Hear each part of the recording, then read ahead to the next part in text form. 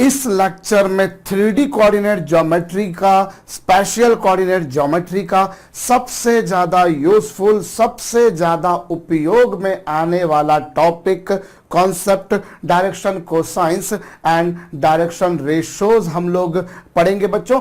क्या होते हैं डायरेक्शन कोसाइंस और क्या होते हैं डायरेक्शन रेशोज। बच्चों स्पेस में आपको कोई भी लाइन दे रखी है या कोई भी वेक्टर आपको दे रखा है और वो लाइन कोऑर्डिनेट एक्सिस के साथ में, निर्देशांक अक्षों के साथ में जो कोई एंगल्स बनाएगी, उन एंगल के कोसाइंस को, उनके कॉस थीटा को हम कहते हैं बच्चों डायरेक्शन कोसाइंस। मैंने क्या कहा, देखिए यहां हमारे पास में कोई लाइन है और ये स्पेस में कोई आपको लाइन दे रखी है। अब इस लाइन ने एक्स एक्सिस के साथ, ये आपके पास में लाइन थी बच्चों, और इस लाइन ने एक्स एक्सिस आपको नजर आ रही है भाई, ये रही आपके पास में स्पेस में कोई लाइन, और इस लाइन ने एक्स एक्सिस के साथ जो एंगल बनाया, वाई एक्सिस के साथ जो एंगल बनाया और जेड एक्सिस के साथ में जो एंगल बनाया, उन एंगल के कोसाइंस को, उनके कॉस थीटास को हम कहते हैं बच्चों दिशा कोजाएं, यानी कि डायरेक्शन कोसाइंस। बट डायरेक्शन आपको जिससे एग्जैक्टली इंडिकेशन होता है कि वो किस डायरेक्शन में है वेक्टर, वो वेक्टर या वो लाइन किस डायरेक्शन में है, और कोसाइंस मतलब कॉस थीटा, जाहिर सी बात है कुछ ऐसा होना ही था। सो यहां पर मैं फिर से बोल रहा हूं बच्चों, स्पेस में आपको कोई लाइन दे रखी है और इस लाइन ने एक्स एक्सिस के साथ जो एंगल बनाया, वाई एक्सिस के साथ जो एंगल बनाया, जेड एक्सिस के साथ में जो एंगल बनाया, उन एंगल के कोसाइंस को, उनके कॉस थीटा को आप नाम दे रहे हैं डायरेक्शन कोसाइंस। बच्चों स्पेस में मैंने कोई लाइन ड्रॉ करी, ऑब्वियसली मैं लाइन स्पेस में जो ड्रॉ करूंगा मुझे तो कागज के प्लेन में या बोर्ड के ही प्लेन में ड्रॉ करनी होगी। तो ये लीजिए साहब वो रही लाइन। अब ये लाइन है और इस लाइन को नाम दे देते हैं चलिए हम लोग ए बी। अब इस लाइन ने, जैसा मैंने कहा, एक्स एक्सिस के साथ जो एंगल बनाया उसे हम नाम दे देते हैं बच्चों अल्फा। इसी तरीके से इस लाइन ने वाई एक्सिस के साथ जो एंगल बनाया उसे हम नाम दे देते हैं बीटा, और इसी तरीके से ये रही बच्चों जेड एक्सिस। बच्चों मैंने ये लाइन जो है कागज के प्लेन में बनाई है, बोर्ड के प्लेन में बनाई है, अदरवाइज वो तो स्पेस में कुछ इस तरह से है। मेरे ख्याल से आपको समझ में आ रहा है। अब इस लाइन ने एक्स एक्सिस के साथ जो एंगल बनाया उसे आपने नाम दिया अल्फा। इसी तरीके से इसने वाई एक्सिस के साथ जो एंगल बनाया उसे आपने नाम दिया बीटा, और इसी तरीके से बच्चों ये जो लाइन थी इसने जेड एक्सिस के साथ में जो एंगल बनाया उसे हमने नाम दिया गामा। और इन एंगल्स के कोसाइंस अर्थात कि कॉस अल्फा, कॉस बीटा और कॉस गामा, जैसा मैंने आपसे कहा बच्चों, कोई भी वेक्टर या कोई भी लाइन कोऑर्डिनेट एक्सिस के साथ जो एंगल बना रही है, भाई ये एक्स एक्सिस, ये लाइन ऐसी थी, ये एक्स एक्सिस, ये वाई एक्सिस, ये जेड एक्सिस, इन एक्सिस के साथ में इस वेक्टर ने, इस लाइन ने जो एंगल्स बनाए हैं उनके कॉस थीटा को, उनके कोसाइंस को हम नाम देते हैं बच्चों डायरेक्शन कोसाइंस। और एक स्टैंडर्ड नोटेशन है कि हम डायरेक्शन कोसाइंस को बच्चों एल, एम और एन से रिप्रेजेंट करते हैं। जो दिक् कोज्जाएं होती हैं, जो दिशा कोज्जाएं होती हैं, उन्हें हम काहे से व्यक्त करते हैं बच्चों, they are represented by science L, M and N. L बराबर क्या, कॉस अल्फा, वाई और एम बराबर क्या, कॉस बीटा, और इसी तरीके से बच्चों एन बराबर क्या, कॉस गामा।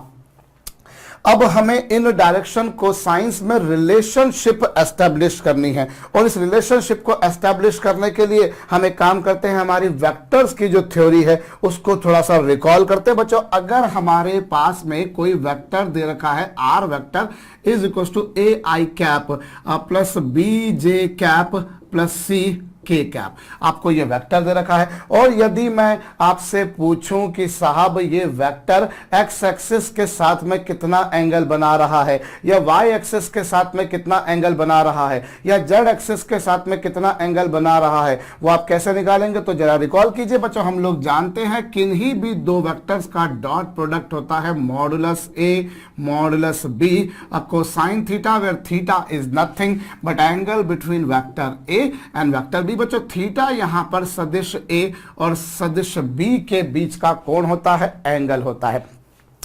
अब यदि आपसे यह पूछा जा रहा है कि भैया ये जो वेक्टर है, ये वेक्टर एक्स एक्सिस के साथ में कितना एंगल बना रहा है, तो हम क्या कर सकते हैं, एक वेक्टर तो आपके पास में ये हो गया और दूसरा वेक्टर जो है बच्चों एक्स एक्सिस यानी आई कैप। भाई किसी भी दो वेक्टर्स के बीच में एंगल आप इस आइडेंटिटी का यूज करके निकाल सकते हैं। अब आपने इन दो वेक्टर्स में से एक वेक्टर तो यही ले लिया और दूसरा वेक्टर आपके पास में है एक्स एक्सिस, यानी कि एक्स एक्सिस के डायरेक्शन में हम कोई वेक्टर ले ले, हमने आई कैप ले लिया। वो क्या होगा बच्चों, अब वो होगा modulus of R modulus of I into क्या, कॉस थीटा। और जैसा कि मैंने आपसे कहा कि एक्स एक्सिस के साथ में जो एंगल है उसे मैंने अल्फा से रिप्रेजेंट कर दिया है, अल्फा से व्यक्त कर दिया है। तो क्या होगा बच्चों, आर वेक्टर क्या है आपके पास में, a i cap plus b j cap plus c k cap और डॉट आई ये लीजिए और इज इक्वल टू क्या, मॉडुलस ऑफ आर वेक्टर। तो बच्चों कोई बहुत बड़ी बात नहीं है, under the root of A square plus B square plus C square. और रही बात बच्चों modulus of i cap is a unit vector along the x axis, so I can say ये यूनिट वेक्टर है इसलिए इसका मॉडुलस 1 होगा into cos alpha.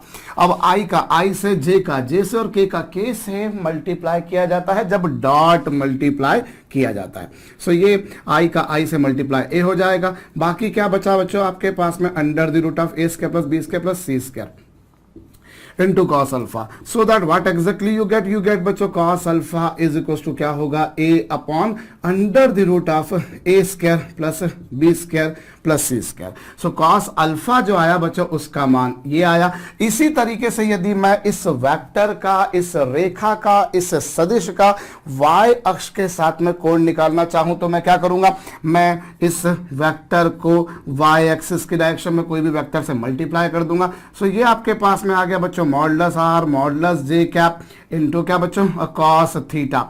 और जैसा कि आप देख पा रहे हैं बच्चों, यहां ये जो लाइन थी, ये जो वेक्टर था, इसका y एक्सिस के साथ में एंगल मैंने बीटा सपोज किया है। सो ये आपके पास में क्या आ गया बच्चों, आर वेक्टर जो कि है a i cap plus b j cap plus c k cap. और रही बात बच्चों मॉडुलस ऑफ आर की, सो फिर वही घिसी पिटी सी बात होगी बच्चों, वो ये होगा। और जे कैप का मॉड और कुछ नहीं बच्चों 1 होगा, क्यों, क्योंकि वो तो यूनिट वेक्टर है। अब एक मिनट यहां पर डॉट जे भी करना पड़ेगा, तो चलिए मैं ये वो डॉट जे मैं यहां लिख देता हूं, क्योंकि मुझे एक बात तो पता है ना कि ए डॉट बी करूं या बी डॉट ए, बात तो एक ही है। सो आपने बाद में लिखा या पहले लिखा कोई फर्क नहीं पड़ता, जे का जे से मल्टीप्लाई कर दूंगा, ये आएगा under the root of A square plus B square plus C square into क्या बच्चों, cos beta. So what exactly you get, cos beta equals to क्या आ गया बच्चों, B upon under the root of A square plus B square plus C square. अब आपने क्या पाया बच्चों, आपने L बराबर कॉस अल्फा बराबर क्या पाया, ए अपॉन दिस। और इसी तरह से कॉस बीटा जो हमने m से रिप्रेजेंट करना है वो हमने क्या पाया। इसी तरीके से बच्चों अगर मैं n के बारे में बात करूंगा तो मुझे नहीं लगता कोई बड़ी बात होगी। सो फाइनली क्या पाते हैं हम लोग बच्चों, L बराबर हम पाते हैं cos alpha is equal to क्या बच्चों, a upon under the root of A square plus B square plus C square. और m बराबर क्या होगा बच्चों, n बराबर होगा cos beta is equal to क्या, b upon under the root of A square plus B square plus C square. और n बराबर क्या, कॉस गामा। और कॉस गामा की value c upon under the root of A square plus B square plus C square. So ये आपके पास में L बराबर कॉस अल्फा, m बराबर कॉस बीटा और n बराबर कॉस गामा। मैंने जिस तरह से कॉस बीटा कॉस अल्फा की वैल्यू फाइंड आउट करी, इसी तरह से मैं कॉस अल्फा की वैल्यू भी, कॉस गामा की वैल्यू भी फाइंड आउट कर सकता हूं, कुछ ये आ जाएगी। सो हमारे को ये तो समझ में आ चुका है कि दिक् कोज्जाय क्या होती है, डायरेक्शन कोसाइंस क्या होती है बच्चों। Direction cosines are defined as the cosines of the angle made by any vector or any line with the coordinate axis। कोई भी रेखा निर्देशांक अक्षों के साथ जो कोण बनाती है, उन कोणों के कोसाइंस को, उनकी कोज्जाओं को, दिशा कोज्जाएं, दिक् कोज्जाएं कहते हैं। मेरे ख्याल से आपको समझ में आ चुका होगा। और हम एक्चुअली इनमें रिलेशनशिप एस्टेब्लिश करना चाहते थे, उसके लिए हमने कॉस अल्फा, कॉस बीटा और कॉस गामा की वैल्यू मैंने आपके ऊपर छोड़ी निकालने के, आप ये नोट डाउन कर लीजिएगा, ये भी सब कुछ नोट डाउन कर लीजिएगा। चलिए अब हम देखें exactly what relation we can develop, we can establish between among these three. चलिए साहब, सो हमें जो ये डायरेक्शन कोसाइंस मिली है, जरा हम इनके स्क्वायर्स निकालते हैं, L स्क्वायर, M स्क्वायर और N स्क्वायर। इन तीनों का जरा हम स्क्वायर करके सम निकालने की कोशिश करते हैं, यानी कि cos square alpha plus cos square beta plus cos square gamma. क्या होगा बच्चों? चलिए, कॉस अल्फा क्या है? कॉस अल्फा है a upon under the root of a square plus B square plus C square. यह है कॉस अल्फा और आपने उसका स्क्वायर कर दिया। इसी तरीके से कॉस बीटा वो है b upon under the root of a square plus B square plus C square और उसका स्क्वायर। और ये क्या होगा बच्चों? c upon under the root of a square plus B square plus C square और उस पूरे का स्क्वायर। चलिए, इन तीनों का सम कर दिया। अब ये क्या होगा? यहां पर होगा ए स्क्वायर और अपॉन में क्या? A square plus B square plus C square. कोई हर्ज वाली बात नहीं भाई, आपने स्क्वायर किया तो यहां पर स्क्वायर हो गया, यहां पर रूट हट जाएगा। यहां पर यह आएगा बच्चों b square upon a square plus B square plus C square और c square upon a square plus B square plus C square. एक अच्छी बात क्या बच्चों? इन तीनों का डिनोमिनेटर सेम है, so taking their LCM is nothing. बहुत सिंपल काम है बच्चों। सो हम इन तीनों का लघुत्तम समापवर्त्य ले लेते हैं, इन तीनों का एलसीएम, इन तीनों का लीस्ट कॉमन मल्टीपल जब लेंगे तो वो तो आएगा a square plus B square plus C square. Denominator तीनों का सेम था, न्यूमरेटर में a square plus B square plus C square हो जाएगा, ये कैंसिल हो जाएगा और इक्वल टू में क्या आएगा बच्चों? 1। सो फाइनली मैंने क्या पाया? फाइनली मैंने पाया कि ये जो डायरेक्शन कोसाइंस हैं, ये जो दिक कोजाएं हैं, इनके वर्गों का योग L square plus M square plus N square अर्थात ये इन तीनों का सम जो है बच्चों वो 1 आ रहा है, यूनिटी आ रहा है, 1 आ रहा है। ये एक बहुत इंपॉर्टेंट बात है बच्चों कि कोई भी वेक्टर क्यों ना हो, कोई भी लाइन क्यों ना हो, उसकी डायरेक्शन कोसाइंस के स्क्वायर का सम 1 होता है। अर्थात L square plus M square plus N square का सम हमेशा 1 होगा। Cos square alpha plus cos square beta plus cos square gamma की वैल्यू ऑलवेज 1 होगी। कॉपी कर लीजिएगा। चलिए बच्चों, सो ये एक इंपॉर्टेंट रिलेशनशिप हम लोगों ने इन तीनों में एस्टैब्लिश करी। इसी के ऊपर बहुत छोटे छोटे से कुछ सम्स कर लेते हैं। एक सिंपल सा सम लिखिएगा बच्चों, a line in space makes angle 30 degree and 60 degree with x axis and Z axis respectively. A line in space makes angle 30 degree and 60 degree with x-axis and z-axis respectively. Determine angle made by this line with y-axis. इसका y-axis के साथ कोण ज्ञात कीजिए। Video को रोक करके कीजिएगा। बच्चों, आपने क्या पाया कि एक लाइन है जो कोऑर्डिनेट एक्सिस के साथ में एक्स एक्सिस और जेड एक्सिस के साथ में एंगल कितना बना रही है? 30 डिग्री और 60 डिग्री। सो यहां पर अल्फा की जगह मैं यदि 30 डिग्री लिख दूं और बीटा तो मुझे फाइंड आउट करना है, और जहां तक बात है बच्चों गामा की तो वो 60 डिग्री है। तो ये लीजिए। अब क्या होगा? cos 30 की वैल्यू क्या होती है? cos 30 की वैल्यू होती है √3/2। ये आ गया। और इसी तरीके से cos स्क्वायर बीटा हमें मालूम करना था, और cos 60 की वैल्यू कितनी बच्चों? 1/2 इज इक्वल टू दिस। अब यहां पर क्या होगा? ये हो जाएगा बच्चों 3/4 प्लस cos स्क्वायर बीटा और plus 1/4 is equal to 1। 3/4 plus 1/4 आराम से आप जोड़कर देख लीजिए, 1 आएगा, 1 से 1 कैंसल। cos स्क्वायर बीटा की वैल्यू आएगी 0। और cos थीटा की वैल्यू 0 कब होती है बच्चों? cos थीटा की वैल्यू 0 होगी तब जब थीटा हो 90 डिग्री, क्योंकि cos 90 की वैल्यू π/2 पे cos की वैल्यू 0 होती है, 0 होती है, 0 होती है। So I can say beta is equal to कितना बच्चों? 90 डिग्री, 90 डिग्री। होप मैंने सही सब कुछ सही किया, गलत किया हो तो सुधारिएगा बच्चों। एक और सवाल लिखिएगा, a vector in space makes angles alpha beta and gamma with coordinate axis. Find value of a sin square alpha plus sin square beta plus sin square gamma। इन तीनों का सम आपको बताना है। वीडियो को रोक करके कीजिएगा। बच्चों, हमें यहां पर कोई क्या प्रॉब्लम गिवन है? हमें ये गिवन है साहब कि कोई वेक्टर है स्पेस में जो कोऑर्डिनेट एक्सिस के साथ में अल्फा बीटा गामा एंगल्स बनाता है, आप इसकी वैल्यू बताइए। तो कौन सी बड़ी बात है बच्चों? हमें साइन स्क्वायर अल्फा पूछा है, तो मैं काम करता हूं, मैं उसे 1 माइनस कॉस स्क्वायर अल्फा लिख लेता हूं। साइन स्क्वायर बीटा पूछा है तो उसे 1 माइनस कॉस स्क्वायर बीटा लिख देता हूं। और साइन स्क्वायर गामा पूछा है, उससे मैं 1 माइनस कॉस स्क्वायर गामा लिख देता हूं। अभी 1 प्लस 1 प्लस 1 होगा बच्चों 3, और रही बात इसकी तो यह है cos square alpha plus cos square beta plus cos square gamma, और ये रहा 3, और रही बात इन तीनों का सम होगा 1, इन तीनों का सम होगा 1, तो आ गई फाइनली वैल्यू 2। भाई आपने क्या करा, आपने साइन को कोसाइन में चेंज कर लिया, सिंपल सी बात थी। इसी में एक और प्रॉब्लम जोड़िएगा, in above problem determine value of cos 2 alpha plus cos 2 beta plus cos 2 gamma. उपरोक्त प्रश्न में cos 2 alpha plus cos 2 beta plus cos 2 gamma की वैल्यू बतानी। उपरोक्त प्रॉब्लम मतलब फिर वही बात होगी बच्चों की, कोई लाइन है स्पेस में जो कि कोऑर्डिनेट एक्सिस के साथ में एंगल्स अल्फा बीटा और गामा बना रही है, आपको इसकी वैल्यू बतानी है। वीडियो को रोक करके कीजिएगा।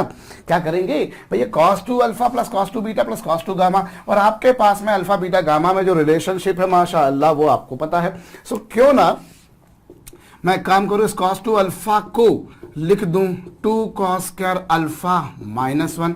इसी तरीके से बच्चों इससे मैं लिख सकता हूं 2 cos स्क्वायर बीटा माइनस 1। इसी तरीके से मैं इसको लिख सकता हूं 2 cos square gamma minus 1।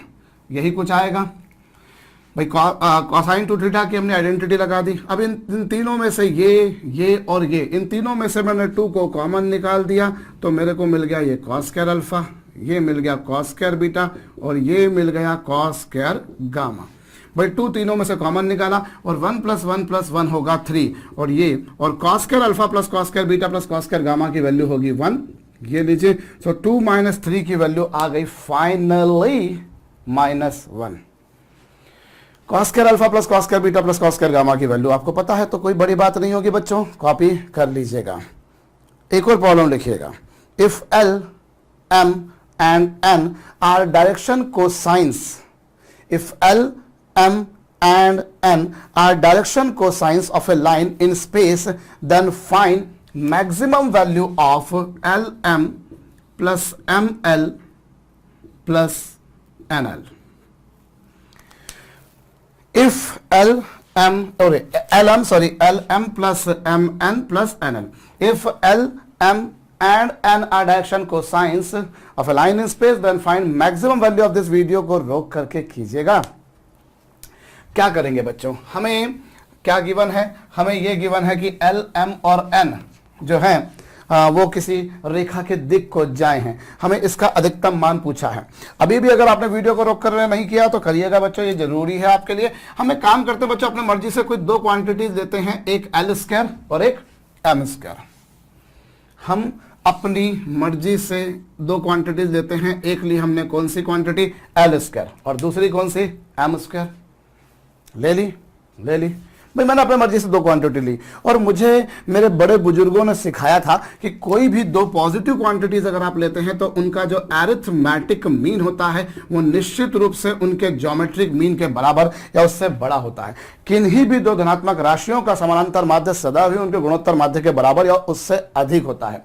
Arithmetic mean is greater than this, so what I can say, L square plus M square upon 2 is greater than और equal to L square M square. भाई क्यों, क्योंकि 2 क्वांटिटी का arithmetic mean कैसे निकलता है, दोनों को ऐड करो, 2 से डिवाइड कर दो ना, और ज्योमेट्रिक मीन कैसे निकलेगा, under the root of A into B। बहुत बढ़िया बात। सो ये आपके पास में आ गया L square plus M square, ये 2, ये लीजिए रूट निकाल लीजिए, ये आ जाएगा। भाई 2 का मल्टीप्लाई कर दिया, under the root L square का रूट L, M स्क्वायर का रूट M। सो ये आपके पास में L square plus M square की वैल्यू आ गई 2LM। Let me suppose this inequality are 1 first. इसी तरीके से जैसे आपने ये लिखा, ठीक इसी तरीके से we can prove that M square plus N square is greater than और equal to twice of MM. This is supposed as inequality number 2. Likewise, I can prove that N square plus L square exceeds 2NL. And let me suppose this inequation as inequation number 3. Hope you have got। भाई हमने यहाँ पर property का use करके ये पहली equation बनाई, वैसे दूसरी और सेकंड तीसरी इक्वेशन बनाना कोई बड़ा काम नहीं था। अब एक काम करते हैं ना, इन तीनों को ऐड कर देते हैं, इन तीनों को जोड़ देते हैं। जब इन तीनों को ऐड करेंगे तो L square plus L square, M square plus M square, N square plus N square, और ये आपके पास में क्या आएगा, twice of L square plus M square plus N square. और फिर ये क्या होगा, तीनों को जब ऐड किया तो ये आ गया आपके पास में 2LM plus MN plus NL। भाई 2 इधर से भी कॉमन निकल जाएगा, इधर से भी, क्योंकि 2 बार L स्क्वायर जुड़ेगा, 2 बार M स्क्वायर, 2 बार N स्क्वायर, और 2 से 2 कैंसिल कर दूं तो कोई नहीं रोक सकता। इन इक्वेशन में वैसे कैंसिल करने से बचना चाहिए, पर मुझे तो पता है भैया ये 2 पॉजिटिव नंबर है, और पॉजिटिव नंबर से मल्टीप्लाई कर दो या डिवाइड कर दो, इन इक्वेशन की जो साइन है उसमें कोई चेंज नहीं आता। तो ये आ गया। अब L square plus M square plus N square की वैल्यू तो भैया फिक्स है, ये तो बिल्कुल फिक्स है। सो आपके पास में क्या आ गया, L ये कुछ। सो आपने क्या पाया, LM plus MN plus NL की वैल्यू 1 या 1 से छोटी होगी। हमने क्या पाया, LM plus MN plus NL की वैल्यू 1 के बराबर या 1 से छोटी होगी। मतलब ये जो पूरा एक्सप्रेशन आपके समक्ष आ रहा है, इस एक्सप्रेशन की वैल्यू या तो 1 के बराबर है या 1 से छोटी है, यही हो ना भाई। 1 इनसे बड़ा है, मतलब इनकी वैल्यू 1 या 1 से छोटी है। सो मतलब इसकी मैक्सिमम वैल्यू क्या है भाई, 1 या 1 से छोटी, ये रहा 1। अब इन तीनों का जो सम आ रहा है, मतलब जो एक्सप्रेशन आपसे पूछा था, उसकी वैल्यू 1 या 1 के बराबर या 1 से छोटी है। तो मतलब मैक्सिमम से मैक्सिमम वैल्यू कितनी है, इसकी जो मैक्सिमम वैल्यू आ रही है, इसका जो अधिकतम मान आ रहा है वो कितना आ रहा है बच्चों, 1। सिंपल सी बात है, ये लीजिए साहब। सो डायरेक्शन कोसाइंस किस तरीके से एक दूसरे से रिलेटेड है, हम बहुत बार इसकी आगे भी जरूरत पड़ती रहनी है कि कोई भी लाइन क्यों ना हो, उसके डायरेक्शन कोसाइंस के स्क्वायर का जो सम होता है बच्चों, वो हमेशा 1 होता है, वो हमेशा 1 होता है। चलिए इस पर बेस्ड एक और प्रॉब्लम पहले करिएगा आप। लिखिएगा कि a line in space makes equal angles with all 3 coordinate axes.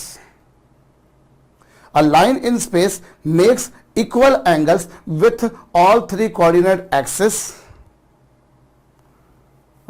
Find direction cosines of that line. करिए।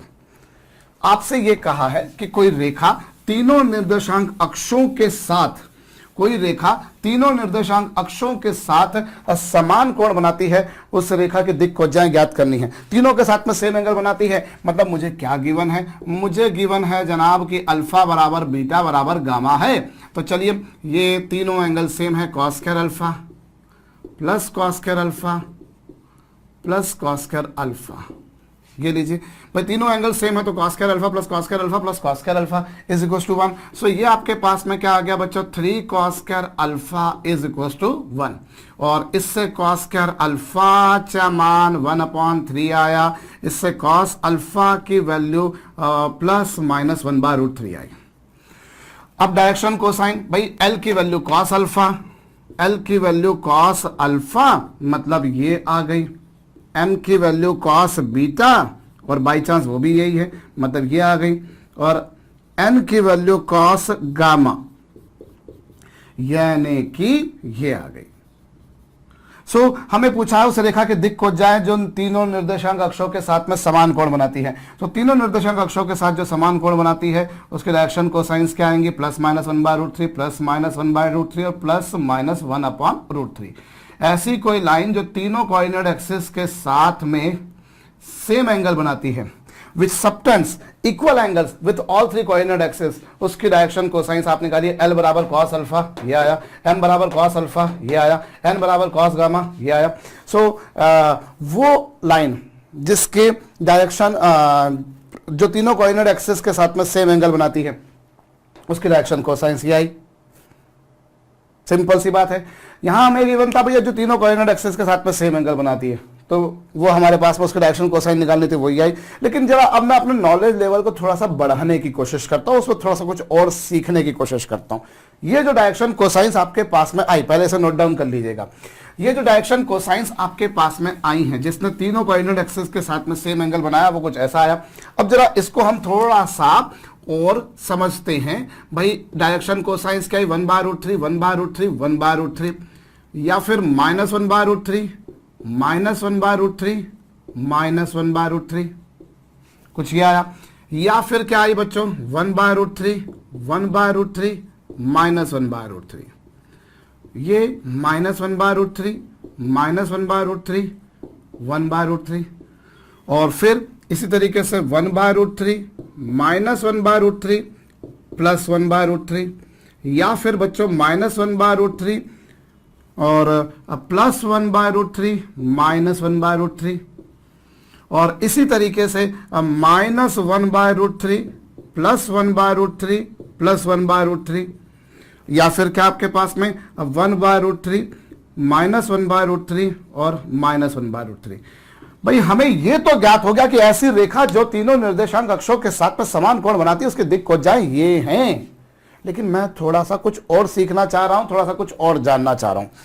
बच्चों ये आपके पास में कोई वेक्टर है, ये कोई वेक्टर है ए बी। अब अगर ए बी वेक्टर के बारे में मैं बात करूं, ए बी वेक्टर के बारे में बात करूं, अगर इसने एक्स एक्सिस के साथ में एंगल अल्फा बनाया है, जरा थोड़ा सा दिमाग लगाना पड़ेगा हमको। यहां पर ये कोई वेक्टर है हमारे पास में ए बी, जैसा कि आप देख पा रहे हैं। अब इस वेक्टर ए बी ने अगर एक्स एक्सिस के साथ में एंगल अल्फा बनाया है, अगर इसने एक्स एक्सिस के साथ में एंगल अल्फा बनाया है, तो बी ए वेक्टर जो होगा, ए बी वेक्टर ऐसा था, बी ए वेक्टर को अगर हम देखें तो बी ए वेक्टर कुछ ऐसा होगा भाई। ए बी वेक्टर की जहां डायरेक्शन ए से बी होगी वहीं बी ए की ये होगी। सो बी ए वेक्टर जो होगा वो एक्स एक्सिस के साथ में कितना एंगल बना रहा होगा? 180 माइनस अल्फा। क्यों? क्योंकि एक लाइन पर पूरा एंगल होता है 180 डिग्री। एक लाइन पर जो पूरा एंगल होता है बच्चों वो होता है 180 डिग्री। भाई अगर A B vector, if AB vector is subtending angle alpha with x-axis, if AB vector is subtending angle alpha with x-axis, then BA vector जो होगा वो x-axis के साथ में कितना एंगल सबटेंड करेगा? 180 माइनस अल्फा। समझ रहे होंगे मेरे ख्याल से। AB वेक्टर ने अगर x-axis के साथ एंगल अल्फा बनाया तो बी ए वेक्टर जो होगा वो एक्स एक्सिस के साथ 180 माइनस अल्फा बनाएगा। मतलब मैं ये कह सकता हूं कि अगर ए बी वेक्टर का डायरेक्शन कोसाइन है एल बराबर कॉस अल्फा, सो बी ए वेक्टर का जो डायरेक्शन कोसाइन होगा वो होगा कॉस 180 माइनस अल्फा, और कॉस 180 माइनस थीटा क्या होता है? Minus cos theta. भाई यदि ए बी वेक्टर का डायरेक्शन कोसाइन है एल बराबर कॉस अल्फा, सो बी ए का क्या होगा? भाई अगर इसने अल्फा बनाया तो ये 180 माइनस अल्फा, जैसा कि आप देख पा रहे हैं। तो कॉस 180 माइनस थीटा होता है माइनस कॉस थीटा, यानी कि क्या हो गया बच्चों? Minus L. यानी कि क्या हो गया? Minus L. सो अगर ए बी वेक्टर का डायरेक्शन कोसाइन था एल, तो बी ए वेक्टर का डायरेक्शन कोसाइन जिसे मैंने एल डैश से रिप्रेजेंट करा, फाइनली वो मुझे मिला माइनस एल। इसी तरीके से अगर ए बी वेक्टर ने ये रहा, ये देखिए ये रहा ए बी वेक्टर, ये ए बी वेक्टर, अगर ए बी वेक्टर ने वाई एक्सिस के साथ में एंगल बीटा बनाया तो बी ए वेक्टर क्या बनाएगा बच्चों? जरा ये देखिए, बी ए वेक्टर जो होगा वो कितना बनाएगा? ये वाई एक्सिस, ये बी ए वेक्टर। अगर ए बी वेक्टर ने, if AB vector is subtending angle beta with y-axis, then BA vector will subtend how much angle? 180 minus beta। क्यों? क्योंकि इस लाइन पर जो पूरा एंगल होगा वो 180 डिग्री का होगा। अगर ये बीटा है तो लाजमी है कि ये एंगल 180 माइनस बीटा ही होगा, और 180 माइनस बीटा होगा तो m बराबर क्या हो जाएगा बच्चों? m बराबर हो जाएगा cos 180 minus beta, minus cos beta बराबर माइनस एम, एम डैश मैंने मान लिया इस तरह से। सो मैंने क्या पाया? मैंने ये पाया कि अगर किसी वेक्टर ए बी के direction cosines L M N है तो बी ए वेक्टर के डायरेक्शन कोसाइन, भाई एल डैश आया जिसकी वैल्यू माइनस एल आई। इसी तरह से एम डैश की वैल्यू निकाली थी तो वो क्या आई थी बच्चों? एम डैश की वैल्यू कहां, कहीं लिखा था मैंने? नहीं लिखा था, बट हाँ ये लिखा हुआ, ये रहा minus M. So A B vector के अगर direction cosine L M N है तो बी ए वेक्टर की क्या होगी बच्चों? Minus L minus M minus N. मैं यूं कहूं कि अगर ए बी वेक्टर ने कोऑर्डिनेट एक्सिस के साथ में एंगल्स अल्फा बीटा और गामा सबटेंड किए हैं तो ये जो है साहब 180 माइनस अल्फा, 180 माइनस बीटा और 180 माइनस गामा एंगल सबटेंड करेगा। I repeat, if a vector AB vector makes angles alpha, beta and gamma with coordinate axis, then BA vector will subtend 180 minus alpha, 180 minus beta, 180 minus gamma. Else you say if direction cosines of AB vector are L, M, N, then direction cosines of BA vector will be minus L, minus M, minus N. अब यहां पर जरा आप देखिए बच्चों, हमें ऐसी कोई लाइन जो तीनों कोऑर्डिनेट एक्सिस के साथ में सेम एंगल्स बनाती थी, उसकी डायरेक्शन कोसाइन सी आई। अब अगर मुझसे यही पूछ लेते इसी प्रश्न में, how many such lines are possible which are subtending equal angle with coordinate axis, ऐसी कितने वेक्टर्स या कितनी रेखाएं संभव हैं जो निर्देशांक अक्षों के साथ में समान कोण बनाती हैं? तो वो कितनी संभव है बच्चों? वो देखिए, आपके पास 1 2 3 4 5 6 7 8 8 ऐसे वेक्टर्स पॉसिबल हैं। ऐसे कितने वेक्टर्स पॉसिबल हैं? 8।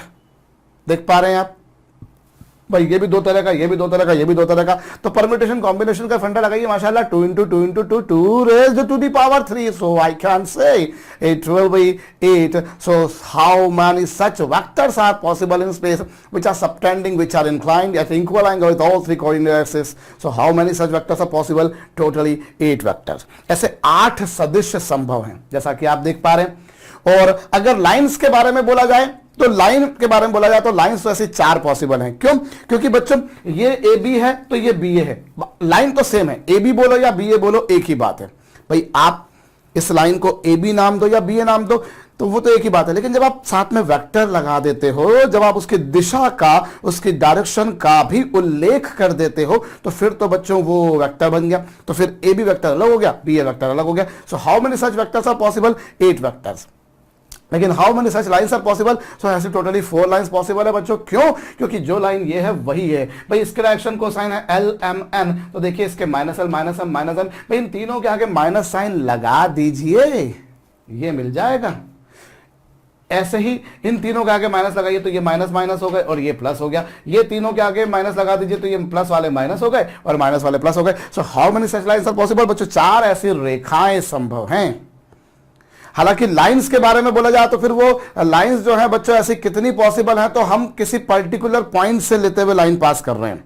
मेरे कहने का मतलब क्या है, लाइन ये एक अलग होगी, ये एक अलग होगी, ये 2 अलग अलग लाइंस है, भले ही दोनों पैरेलल हैं लेकिन ये दोनों अलग अलग लाइंस है। लेकिन जब वेक्टर की बात होती है तो एक वेक्टर आपको पता है उसके जैसे इनफाइनाइट वेक्टर्स हो सकते हैं। भाई जैसा वेक्टर ये है वैसा वेक्टर ये है, वैसा वेक्टर ये है, वैसा वेक्टर ये है, वैसा वेक्टर ये है। तो one vector can be equal to infinite number of vectors. या इसी वेक्टर को उठा के मैं यहां से यहां रख दूं तो वो एक ही बात है, लेकिन लाइन तो अलग हो गई। ये लाइन अलग है, ये लाइन अलग है।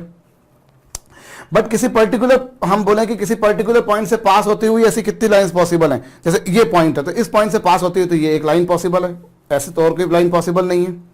सो वही बात हो रही है यहां पर। ऐसे कितने वेक्टर संभव हैं जो तीनों कोऑर्डिनेट एक्सिस के साथ में सेम एंगल बनाते हैं? तो ऐसे कितने वेक्टर्स पॉसिबल है बच्चों? 8। और कितनी लाइंस पॉसिबल है थ्रू अ गिवन पॉइंट? तो ऐसी 4 लाइंस पॉसिबल है, क्योंकि जो लाइन ये वही चाहिए, जो ये वही चाहिए, जो ये जो है वही है, जो ये वही ये। सो मेरे ख्याल से आपको ये समझ में आया होगा। और एक और इंपॉर्टेंट बात हमने यहाँ पे क्या समझ ली कि अगर कोई vector A B vector coordinate axis के साथ में एंगल अल्फा बीटा और गामा बना रहा है तो बी ए वेक्टर बच्चों minus 180 minus alpha 180 minus beta 180 minus gamma angle बनाएगा। और डायरेक्शन कोसाइंस उसके minus L minus M minus n आ जाएंगे। बच्चों ये भी जो मैंने लिखा वो लिखिएगा, ये भी जो आपको समझाने के लिए लिखा ये भी लिखेगा। भाई मामला थोड़ा सा कंजस्टेड हो चुका है तो भैया मैं तो कंजस्टेड काम करूंगा जब मेरे को लगेगा कि मुझे कंजस्टेड करना है, या मैं नहीं मिटा लूंगा तो। बट आपको तो व्यवस्थित तरीके से लिखना है, आसान आपको समझ में आए वैसा आपको लिखना है। ये इतनी देर तक मैंने आपके सामने इसीलिए लिखा रखा बच्चों, क्योंकि क्या होता है जब हम किसी चीज को बार बार देखते हैं तो वो हमारी आंखों में समा जाती है, कई बार हमारे दिल में भी समा जाती है। होता है ना भैया कि अगर आप किसी को बार बार देखोगे, कभी कभार क्या होता है हम आंखें बंद करते तो हमें उसी का चेहरा नजर आता है जिस चेहरे पर हमें इश्क होता है, मोहब्बत होती है, प्यार होती है। पर बड़े बुजुर्गों ने कहा है चेहरे को मत देखो भैया, दिल को देखो, चेहरा है झूठा इसमें लाखों को लूटा। गाना आया था किशोर कुमार का एक बहुत सालों पहले, ये कॉपी कर लीजिएगा बच्चों। अभी हम बात करते हैं तो बहुत देर तक आपके सामने लिखा रहेगा तो आपके यहाँ दिमाग में पिक्चर बन जाएगी। और ये शायद हम लोगों में से कई लोग जो जो जो मानसिक चिकित्सक होते हैं, मानसिक चिकित्सक तो नहीं कहना चाहिए, लेकिन जो हाँ थोड़ा सा दिमाग का ज़्यादा विश्लेषण करते हैं, उनका ऐसा मानना होता है कि हमारा जो दिमाग होता है वो पिक्चर मेमोरी को ज़्यादा पकड़ता है। तो जहाँ कोई पिक्चर होती है तो वहाँ हमको ज़्यादा नजर आती है। तो बहुत देर तक मैंने पिक्चर आपके सामने लिखी रखी ताकि ये कंठस्थ हो जाए, स्मरण हो जाए, याद हो जाए, आपकी मेमोरी में फिट हो जाए। पर ये जो भी कुछ बोला जरूर लिखेगा, जो कुछ बोला ये भी जरूर लिखेगा, और ऐसा जरूर लिखेगा ऐसे 8 वेक्टर्स पॉसिबल हैं जिनके कोऑर्डिनेट एक्सिस के साथ में सेम एंगल्स बनते हैं, और उनका डायरेक्शन कोसाइंस क्या है, माशाल्लाह ये भी आपको समझ में आ चुका होगा।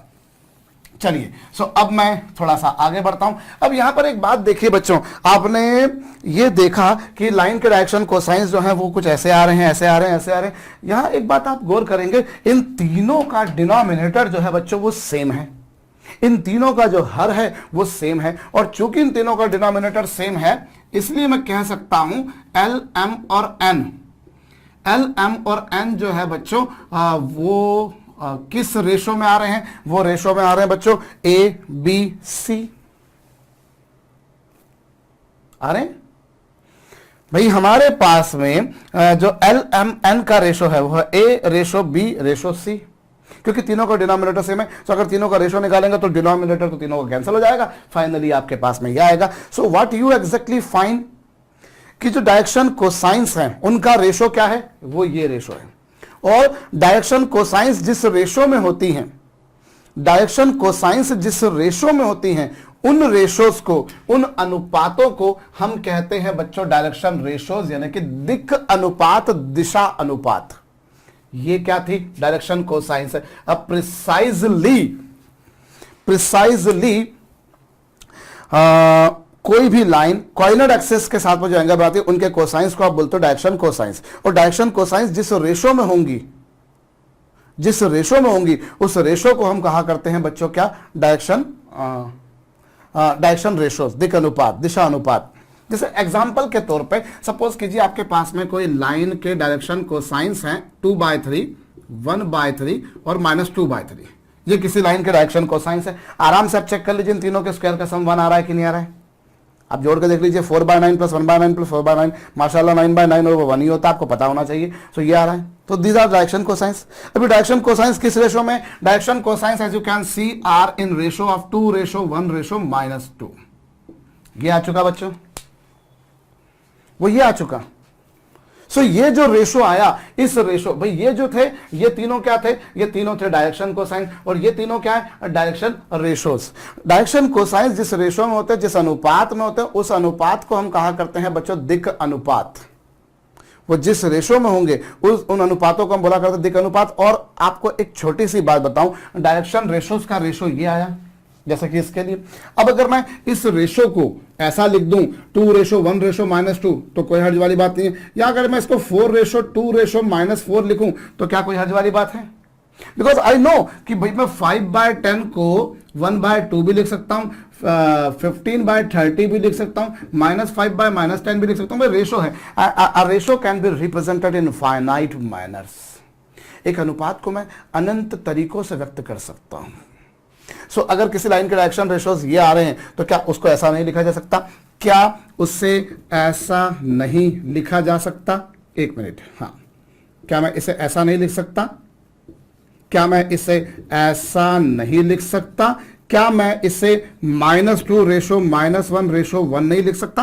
भाई अगर मैं इन सब में 2 का मल्टीप्लाई कर दूं तो यह आएगा, 4 का मल्टीप्लाई कर दूं तो यह आएगा, 3 का मल्टीप्लाई कर दूं तो यह आएगा, -1 का मल्टीप्लाई कर दूं तो यह आएगा, या फिर मैं इसे ऐसा लिख दूं -20:-10:20।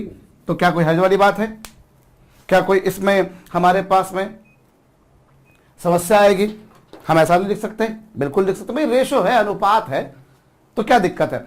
सो मुद्दे की बात यह है, समरी यह है, कहानी यह है, कथा यह है कि डायरेक्शन रेशोज जो होते हैं दे can be represented in infinite manners. उन्हें आप अनंत तरीकों से रिप्रेजेंट कर सकते हो। भाई आप ऐसे में से किसी भी तरीके से लिख दीजिए, क्या दिक्कत है। अगर किसी लाइन के डायरेक्शन रेशोज हैं 5:10:15 इस रेशो में, तो क्या मैं उसे 1:2:3 नहीं लिख सकता, क्या मैं उससे जो है जनाब 2:4:6 नहीं लिख सकता, या -50:-100:-150 नहीं लिख सकता, बिल्कुल लिख सकता हूं। सो मेरे पास में समरी क्या बनकर आ रही है कि किसी भी रेखा के दिक् अनुपात अनंत तरीकों से लिखे जा सकते, they can be represented, they can be written, they can be illustrated in infinite ways. So direction cosines जिस रेशो में होते हैं उस रेशो को हम बोला करते हैं डायरेक्शन रेशोज। और किसी भी लाइन के जो डायरेक्शन रेशोज होते हैं बच्चों वो इनफाइनाइट तरीकों से लिखे जा सकते हैं, लेकिन उसके जो डायरेक्शन कोसाइंस होंगे वो यूनिक होंगे, वो यूनिक होंगे। भाई डायरेक्शन कोसाइंस ये सब डायरेक्शन रेशोज हैं, पर डायरेक्शन कोसाइंस यूनिक होंगे। आप इनमें से कोई भी लाइन ले लीजिए, आप मान लीजिए जो है, आप इनमें से कोई भी ले लीजिए, जैसे आपने ये आखिरी वाला लिया। अब अगर मान लीजिए आपके पास में डायरेक्शन कोसाइंस ऐसे हैं -20 और b इक्वल्स टू -10 और c इक्वल्स टू 20। अब जरा इसके एलिमेंट निकाल के देखिए, इसका l क्या होगा, l का फार्मूला क्या है, a अपॉन दिस, तो a की वैल्यू आपके पास में आ गई -20 अपॉन क्या बच्चों 20 square plus 10 square plus 20 square. इसको आराम से सिंप्लीफाई करके देखिए, ये आपके पास में कितना आ रहा है -2/3। आराम से देखिएगा। ऐसे ही m की वैल्यू निकालिए तो वो 1/3, ऐसे ही n की वैल्यू निकालिए तो वो आएगी आपके पास में -2/3। आराम से आप करके देख लीजिए, सॉरी प्लस आएगी इस बार। सो ये वही आ रही है जो इसकी थी, बस अंतर ये होगा कि माइनस हो गया। माइनस इसलिए हो गया क्योंकि अगर वो ए बी वेक्टर था तो आपने ये बी ए वेक्टर कर दिया, अदरवाइज डायरेक्शन कोसाइन बिल्कुल वही है जो ये थी। भाई लाइन के हिसाब से देखा जाए तो क्या लाइन ए बी और क्या बी ए एक ही बात है। हाँ वेक्टर अगर बोला जाए तो ए बी वेक्टर अलग है, बी ए वेक्टर अलग है। तो आप देखिए इनमें से किसी के भी डायरेक्शन कोसाइंस, इनमें से किसी भी रेशो को आप एबीसी ये लेके देख लीजिए, एबीसी ये लेके देख लीजिए, एबीसी ये लेके देख लीजिए और आप उससे रिलेटेड एल एम एन निकालिए, यही मिलेगा, which मिलेगा बाबा मेरे को। So what I conclude here that ratio of direction cosines is same as that of direction ratio। भाई डायरेक्शन कोसाइंस जिस रेशो में होती है एक्चुअली उसी को डायरेक्शन रेशो बोलते हो। और डायरेक्शन रेशोज जो होते हैं बच्चों, they can be represented, they can be written in infinite manners. उन्हें हम अनंत तरीकों से व्यक्त कर सकते हैं, लिख सकते हैं, जैसा कि आप देख पा रहे हैं। तो क्या कह सकते हैं आप लोग, एक बात जरूर लिखिएगा अपनी कॉपी में, direction cosines of a line are unique but direction ratios are in infinite quantities. वो अनंत तरीकों से लिखे जा सकते हैं। तो आपने क्या पाया, और इसको थोड़ा सा मैं और समझाता हूं बच्चों, पहले ये जरूर कॉपी कर लीजिएगा। देखिए तो हमने क्या पाया, हमने ये पाया कि क्या पाया बच्चों, कि अगर मेरे पास में कोई वेक्टर आर वेक्टर बराबर है a i cap plus b j cap plus c k cap, ये हमारे पास में है, तो ये जो वेक्टर है इसके डायरेक्शन कोसाइंस तो आपके सामने लिखे हुए हैं, और इसके जो डायरेक्शन रेशोज हैं, डायरेक्शन रेशोज जिन्हें हम शॉर्ट में डीआरएस लिख दिया करेंगे, और जो डायरेक्शन कोसाइंस हैं उन्हें हम शॉर्ट में बच्चों डीसीएस लिखा करेंगे, दिक् को जाए डीसीएस। अब वो स्मॉल में लिखना है कैपिटल में लिखना है वो आपकी जैसी मर्जी है वो लिखो। कई लोग बोले सर ऐसा लिखा करो डीसीएस, ऐसा डॉट लगाया करो, तो आप ऐसा लगा दो। भैया हम यहाँ पर अंग्रेजी पढ़ने नहीं बैठे, हम यहाँ पे मैथमेटिक्स पढ़ने बैठे, उतनी मैथमेटिक्स आप उतनी अंग्रेजी झाड़ेंगे जितनी हमारी मैथमेटिक्स को चाहिए, बाकी भाड़ में जाए। सो वही क्या है यहाँ पर डीआरएस जो है वो क्या आ रहे हैं, ए बी और सी के रेशो में, they are in ratio of A ratio B ratio C, ये आपके पास में। और डायरेक्शन रेशो जैसे मैंने कहा कि इनफाइनाइट तरीके से लिखे जा सकते हैं। भाई जाहिर सी बात है, अगर इस वेक्टर में मैं किसी स्केलर क्वांटिटी का मल्टीप्लाई कर दूं, इस वेक्टर में मैं किसी स्केलर क्वांटिटी का मल्टीप्लाई कर दूं, ये लीजिए जनाब मैंने इसमें स्केलर का मल्टीप्लाई कर दिया, ये लीजिए। सो मेरे को क्या मिला, lambda a i cap plus lambda b j cap plus lambda c k cap.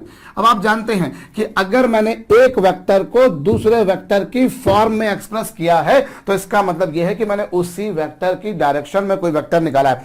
सो ये आपके पास में है आर वेक्टर और ये आपके पास में है R dash vector, R dash vector. और आर डैश वेक्टर की विशेषता क्या है कि ये लेमडा आर वेक्टर है। इसका मतलब ये है कि आर डैश वो वेक्टर है जिसकी डायरेक्शन तो आर के ही जैसी है, लेकिन जिसका मैग्नीट्यूड आर वेक्टर के मैग्नीट्यूड का लेमडा टाइम्स है। If you are saying R dash is equal to lambda R, what does it mean? It means कि जो आर डैश वेक्टर है वो है तो आर ही की दिशा में, किंतु उसका परिमाण, उसका मैग्नीट्यूड गिवन वेक्टर का लेमडा टाइम्स है। देखिए आ रहा है, यस। सो ये आपके पास में क्या आया बच्चों, ये आपके पास में एग्जैक्टली क्या आया, इससे हम बोल सकते हैं कि इसकी डायरेक्शन वही है जो डायरेक्शन इसकी है, केवल मैग्नीट्यूड इतना है। सो आप अगर किसी वेक्टर के पैरेलल कोई वेक्टर निकालोगे तो उसके डायरेक्शन रेशोस तो वही होंगे, उसका डायरेक्शन तो वही होगी, और डायरेक्शन वही होगी मतलब रेशोज भी वही होंगे। हम यूं कह सकते हैं भाई आप ये वेक्टर बोले 3i cap minus j cap plus 2k cap, suppose आपने एक वेक्टर ये लिया, या आपने लिया 6i cap minus 2j cap plus 4k cap, या आपने लिया बच्चों minus 3i cap plus j cap plus j cap minus 2k cap. तो आपको पता है ये सब वेक्टर्स एक दूसरे के पैरेलल हैं, ये दोनों वेक्टर्स एक दूसरे के पैरेलल हैं, क्योंकि यहां पर a1 upon a2 b1 upon b2 c1 upon c2 equal है, और ये भी दोनों पैरेलल है। पैरेलल नहीं तो एग्जैक्टली एंटी पैरेलल, भाई इसकी डायरेक्शन अगर ऐसी है तो इसकी डायरेक्शन ऐसी है। सो कुल मिलाकर क्या है, अगर आप इनको मैं मान लीजिए इसे ऐसा लिख देता हूं 30i cap minus 10j cap plus 20k cap, आपने ऐसा लिख दिया तो क्या हर्ज है, कोई समस्या आपको, सवाल ही नहीं उठता। क्यों? क्योंकि ये वेक्टर की डायरेक्शन में ही ये वेक्टर लिया है, बस अंतर ये कि इसका जो मैग्नीट्यूड है वो इस वेक्टर के मैग्नीट्यूड का 10 टाइम्स है। सो फाइनली मुझे क्या कंक्लूजन मिला, फाइनली मुझे क्या निष्कर्ष मिला, क्या निष्कर्ष आया मेरे पास में निष्कर्ष ये आया कि मैं इसे जो है डायरेक्शन रेशोज जो हैं वो इनफाइनाइट तरीके से क्यों लिख पा रहा हूं, क्योंकि मैं अगर रेशो में या इस किसी वेक्टर में किसी मैग्नीट्यूड का किसी स्केलर क्वांटिटी का मल्टीप्लाई भी कर देता हूं तो मुझे जो वेक्टर मिलता है वो उसी की डायरेक्शन में मिलता है, मतलब उसकी डायरेक्शन में कोई चेंज नहीं आता, उसकी डायरेक्शन में कोई चेंज नहीं आता, बस मैग्नीट्यूड चेंज हो जाता है। या यूं कहा जाए कि उस वेक्टर की जो लाइन ऑफ सपोर्ट है उसमें कोई चेंज नहीं आता।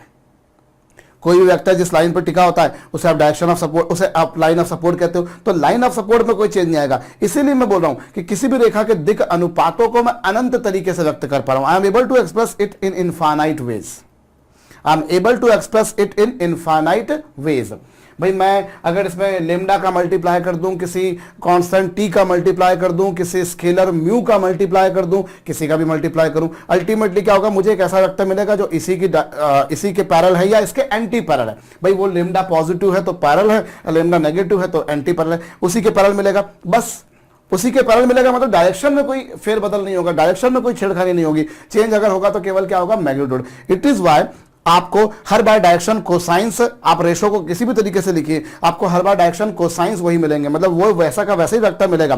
भाई आप इस वेक्टर को यहां रखें तो इसने कोऑर्डिनेट एक्सिस के साथ जो एंगल बनाया, इस वेक्टर को आपने यहां रखा, इसने कोऑर्डिनेट एक्सिस के साथ जो एंगल बनाया अल्फा बीटा गामा, और इस वेक्टर को उठाकर आप यहां से उठाकर चलिए यहां लेके चले गए, ये ले लिया आपने, तो इसने कोऑर्डिनेट एक्सिस के साथ जो एंगल बनाया इसको यहां ले जाने के बाद भी कोऑर्डिनेट एक्सिस के साथ में वही एंगल बनेंगे, अंतर तो नहीं आएगा उसमें, बिल्कुल वही एंगल बनेंगे। मैग्नीट्यूड चेंज हो जाए तो ठीक बात है, अगर डायरेक्शन रिवर्स हो जाए तो एक अलग बात है। बट अगर मैं बात करूं इस लाइन ने कोऑर्डिनेट एक्सिस के साथ जो एंगल बनाया, इस लाइन ने भी कोऑर्डिनेट एक्सिस के साथ में वही एंगल बनाना है। तो वही बात मैं कह रहा हूं, ये बात छोटी सी है लेकिन आपको समझना जरूरी है।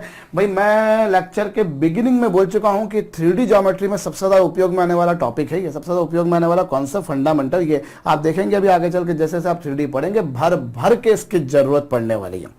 सो फाइनली क्या पा रहे हैं बच्चों आप, direction cosines are unique but direction ratios can be written in infinite ways, क्योंकि आप उसको किसी भी आप सब में एक ही नंबर का मल्टीप्लाई कर दीजिए। भाई ये नहीं कर सकते आप कि 5:10:20 है सपोज कीजिए, तो आप इसको 1:2:4 लिख दीजिए चलेगा, लेकिन आप मालूम पड़ रहा है कि इसमें 2 का मल्टीप्लाई कर दिया, इसमें 3 का मल्टीप्लाई कर दिया और इसमें आपने वैसा का वैसा लिख दिया, तो क्या ये रेशो वही आ रहे हैं जैसे? नो, आपको सभी में एक ही का मल्टीप्लाई करना पड़ेगा। तो मेरे ख्याल से आपको समझ में आ चुका है बच्चों, ये जरूर कॉपी कर लीजिएगा।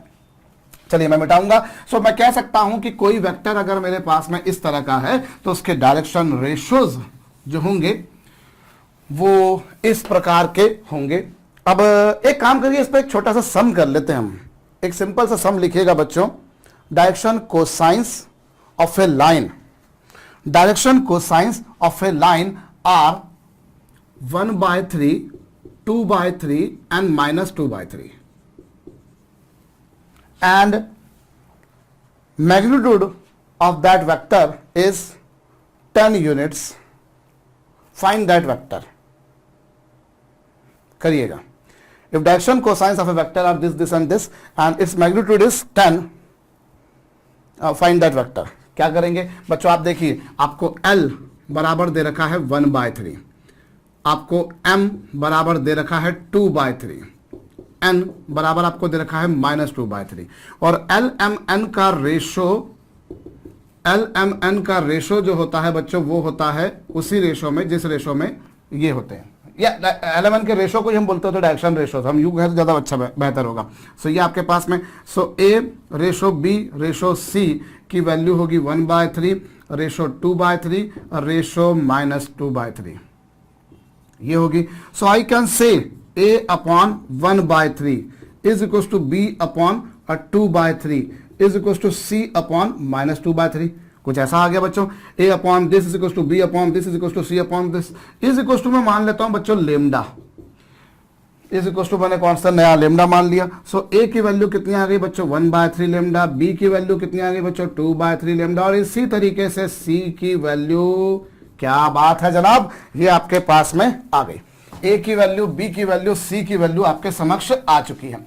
अब जो वेक्टर होगा वो वेक्टर कैसा होगा, वो वेक्टर होगा बच्चों R vector is equal to क्या AI cap plus BJ cap plus CK cap.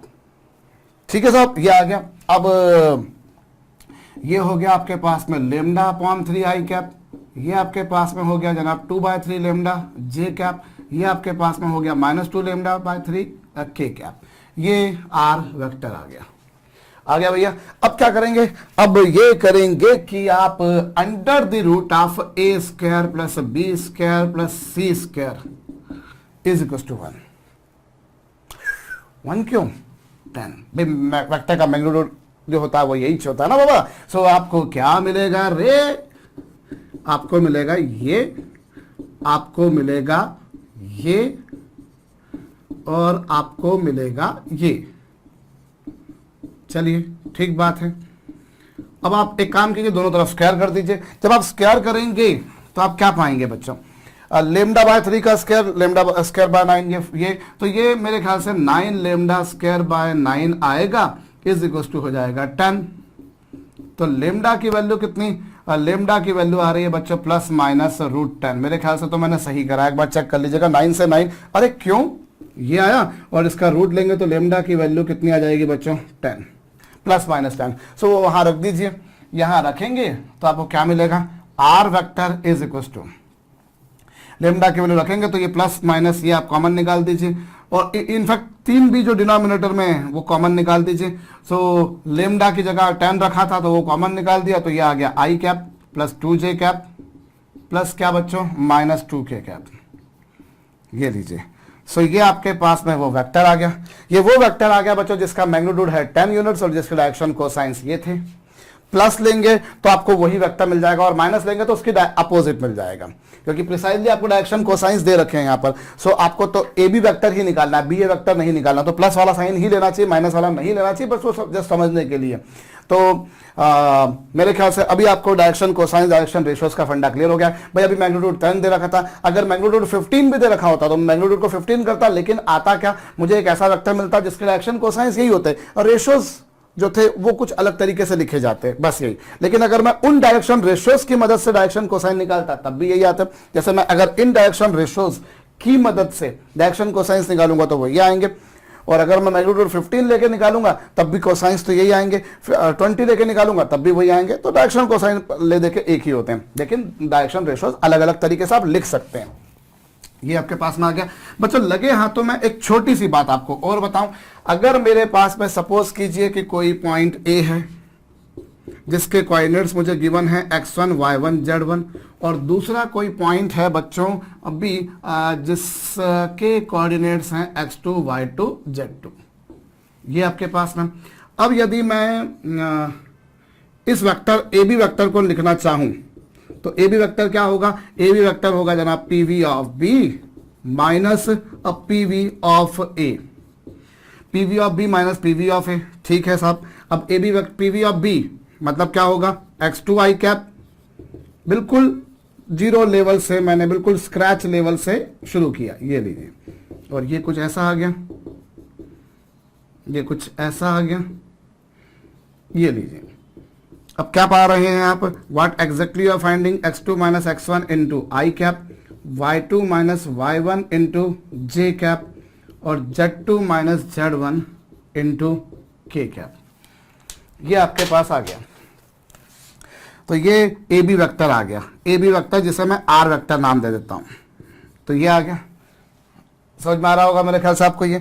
सो यहां अगर मैं इसे कंपेयर करूं ए आई प्लस बीजे प्लस सी के से, सो ए बी सी जो आपके पास में होते थे एक्स एक्सिस वाई एक्सिस और जेड एक्सिस के अबाउट, तो वो क्या होंगे, ए बी सी की जो वैल्यू आ रही है वो किस रेशो में आ रही है, x2 minus x1 ratio y2 minus y1, sorry y2 minus y1 ratio z2 minus z1। सो ये जो आपके पास में आ रहे हैं ये डायरेक्शन रेशोज आ गए। सो अगर कोई ऐसा वेक्टर आपके पास में है, ऐसा कोई सदिश आपके पास में है जो किन्हीं दो पॉइंट्स x1 y1 z1 और x2 y2 z2 को ज्वाइन कर रहा है, if you have a vector which is joining these two points, तो वो वेक्टर कैसे लिखा जाएगा मेरे ख्याल से समझ में आ रहा है आपको, और उसके डायरेक्शन रेशोज कैसे लिखे जाएंगे वो भी आपको समझ में आ रहे होंगे बच्चों। तो ये डायरेक्शन रेशोज का रेशो आ गया आपके पास, आ गया। सो अगर इन दोनों पॉइंट्स को ज्वाइन करने वाले वेक्टर के डायरेक्शन रेशोज लिखने को आए तो वो इस रेशो में आ रहे हैं। ऑब्वियसली मैं उनको इनफाइनाइट तरीके से लिख सकता हूं, भाई मैं इन सब में 2 का मल्टीप्लाई कर दूं, जैसे मेरे कहने का मतलब क्या, सपोज कीजिए मैं इन सब में 2 का मल्टीप्लाई कर दूं तो ये क्या हो जाएगा 2x2 minus x1 ratio 2 y2 minus y1 ratio 2 ratio z2 minus z1, या माइनस 10 का मल्टीप्लाई कर दूं तो वो ये आएगा, माइनस 10 का मल्टीप्लाई कर दिया, सब में मल्टीप्लाई एक ही का करना तभी जाके रेशो मेंटेन रहेगा। अगर मैं किसी में माइनस 10 का किसी में 20 का मल्टीप्लाई करूं तो ratio will not remain maintained और same as it was actually. So ये इस तरह से आ रहा है। सो कुल मिलाकर समरी मेरे पास में ये बन रही है कि अगर किन्हीं दो बिंदुओं को मिलाने वाले रेखाखंड सदिश के दिक् अनुपात मुझे ज्ञात करने को कहे जाए तो मैं ये बोल सकता हूं कि उसके जो डायरेक्शन रेशोज होंगे वो इस रेशो में होंगे। आप इसमें अलग अलग स्केलर नंबर का मल्टीप्लाई करते जाएंगे, आपको अलग अलग रेशो मिलते जाएंगे, बट फाइनली उन सभी से डायरेक्शन कोसाइंस अल्टीमेटली सेम आएंगे। तो इससे आप याद रखिएगा बच्चों के डायरेक्शन रेशोज होंगे वो इस रेशो में होंगे। और अगर डायरेक्शन कोसाइंस के बारे में बात की जाए तो L बराबर क्या होता है बच्चों, कॉस अल्फा, और कॉस अल्फा बराबर क्या होगा भाई a upon under the root of a square plus b square plus c square.